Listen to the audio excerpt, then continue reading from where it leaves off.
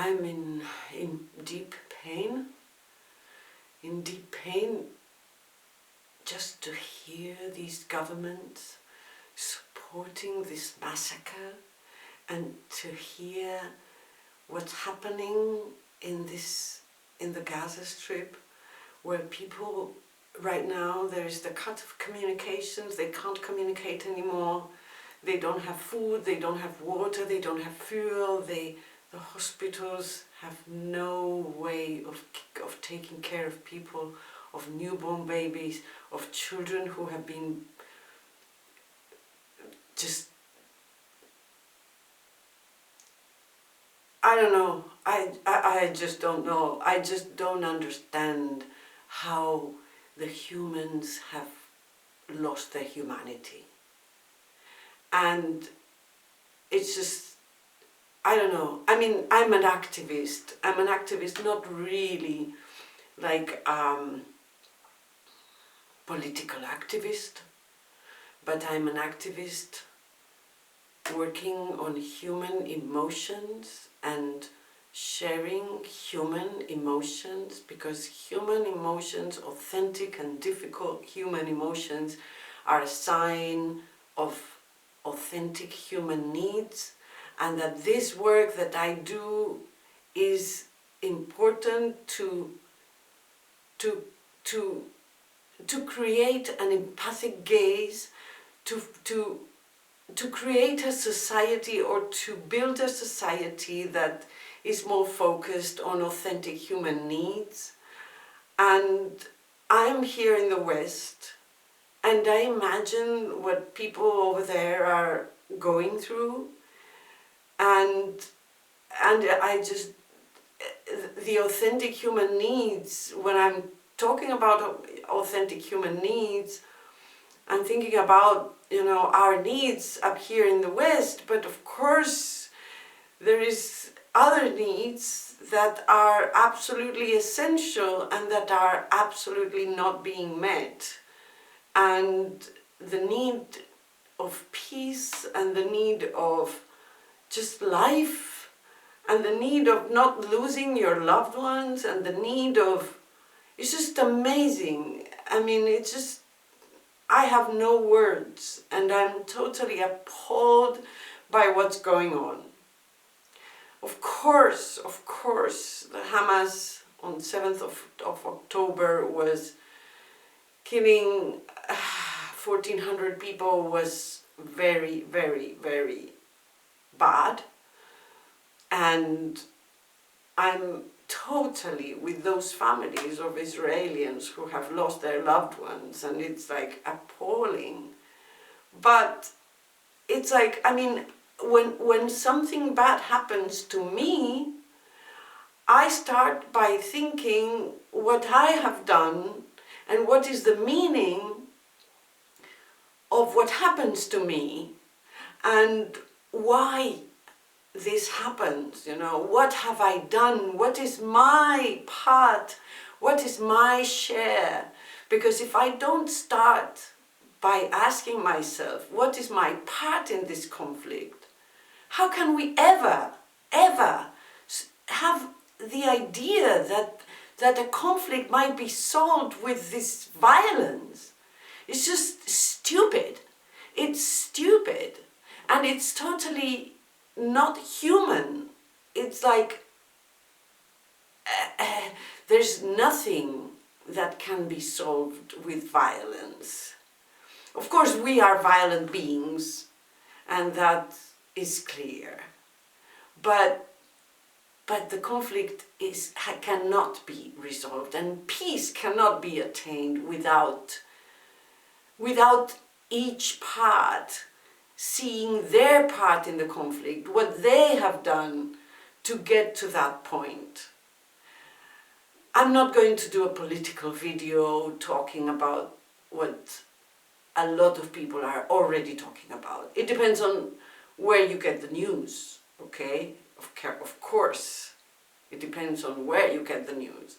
I get my news from The Guardian, the BBC, an American YouTube channel, a great American YouTube channel called Democracy Now!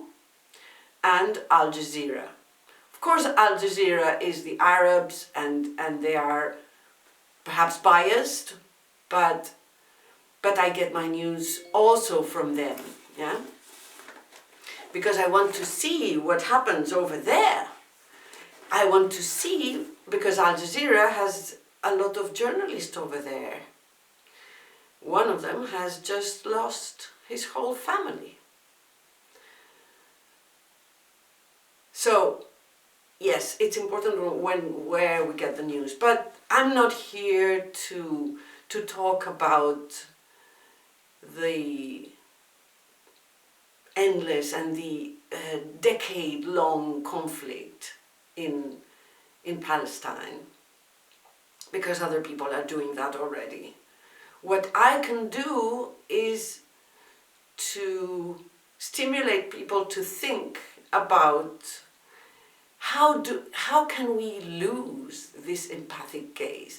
How can we become human and therefore demand an immediate ceasefire and immediate political negotiations? Okay, what can we do? Yeah, we are here in the West. I'm here in my home. I'm at peace. I have my own space. I do what I want, and I have my work. I have my stuff. I do the things that I like, you know. But over there, people can't do anything at all. So where is our humanity? We are completely and totally connected to all those people who are suffering in an imaginable way. We can't even imagine what they're going through. Okay, we see the interviews and we see their testimonies, and it's appalling. It's appalling.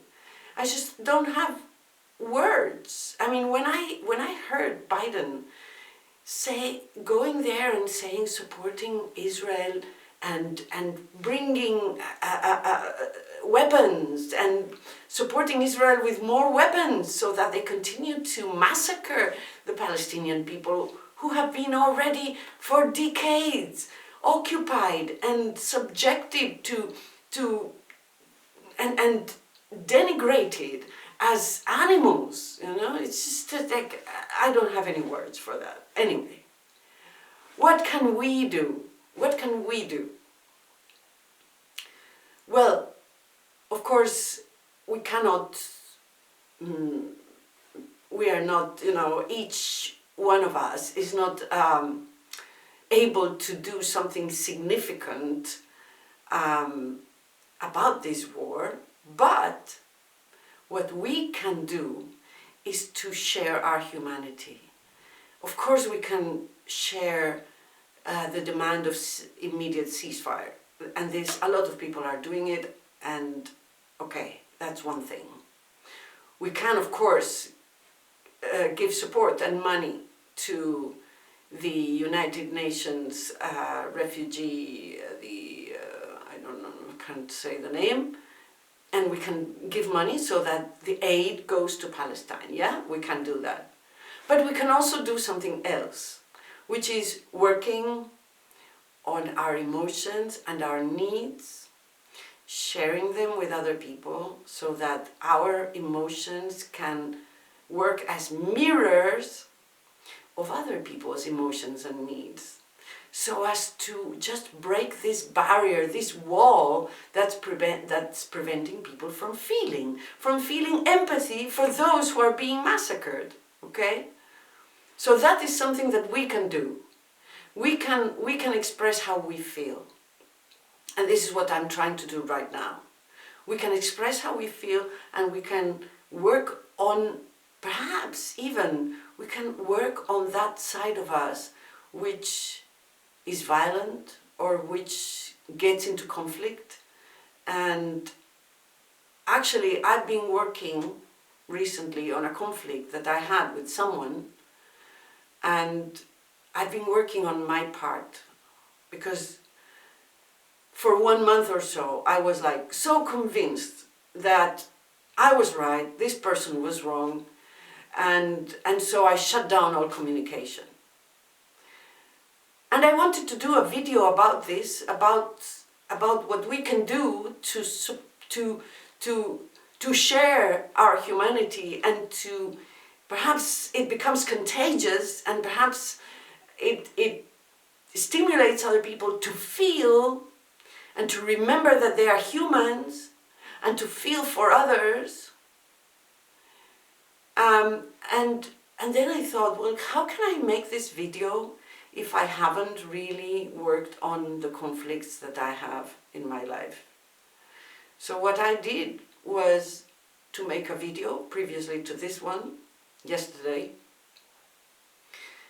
And I told this person all my shit that I did, all my part in the conflict, how this conflict came about, and what was my responsibility in this conflict. This is what Israel is not doing at all.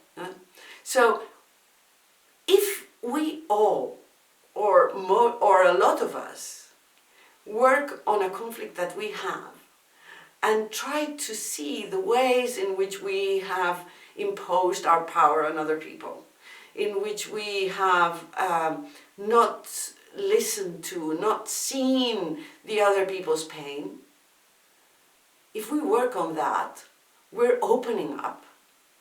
And in fact, I did this video, I sent it to this person, and I told her, listen, I know that I had my part, and I'm sorry about it.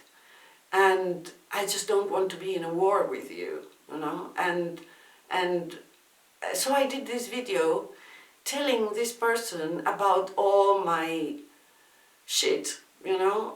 All those parts that I have, all the things that I have done that contributed to that conflict. And I did it, and I got a response. And, well, I haven't got a response from the video, but I first sent an email proposing a dialogue, and I got a response. Right now I sent the video, and I'm hopefully going to get a response when this person is ready. Because I cannot just point the finger at someone else without seeing my part. And this is what Israel should be doing. Of course, they don't want to see that, because if they started to see their part, they would be realizing that they have been pushing away Palestinians from their own land.